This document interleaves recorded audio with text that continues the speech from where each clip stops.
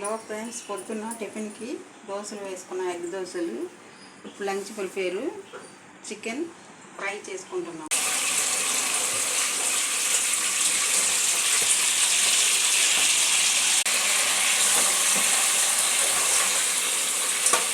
Paste పట్టుకుంటే gravy వస్తుంది. Gravy పట్టుకుంటే ఉల్లిపాయ స్టైల్ వస్తుంది కదా. ఇప్పుడు ఉల్లిపాయలు గ్రేవీ పట్టుకున్నాం అంటే మరీ డీప్ ఫ్రై కాకుండా కొంచెం కలుపుకోవడానికి గుజ్జుగా ఉంటుంది. ఈలోపు చికెన్ వేసాం కదా, ఇది బాగా వేగనివ్వాలి. ఉల్లిపాయ మిక్సీ పట్టుకుంటాం కదా, పేస్ట్ పక్కన పెట్టేసుకుందాము ఈ పక్కన.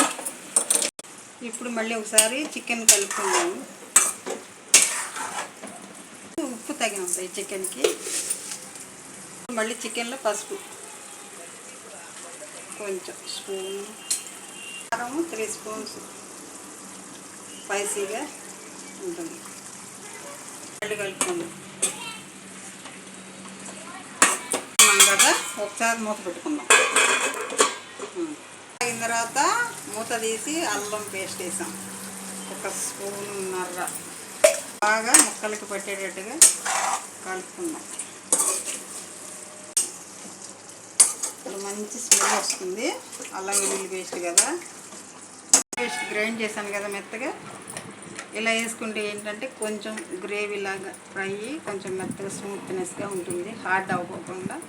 పేస్ట్ మెత్తగా ఇలాగా చక్కగా మొత్తం ముక్కలన్నిటికి పట్టేటట్టుగా కలుపుకోండి.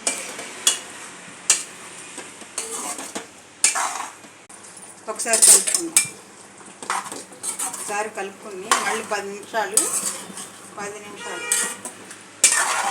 గరం మసాలా ఫైనల్ టచ్ ఇవ్వడానికి ఈ ధనియాలు, లవంగాయలు, యాలకులు, వెండి కొబ్బరి, దాల్చిన చెక్క, జాపత్రి హెల్త్కి మంచిది. తర్వాత చూపిస్తా ఒకసారి. చూడండి ఎంత కలర్ఫుల్గా వచ్చిందో.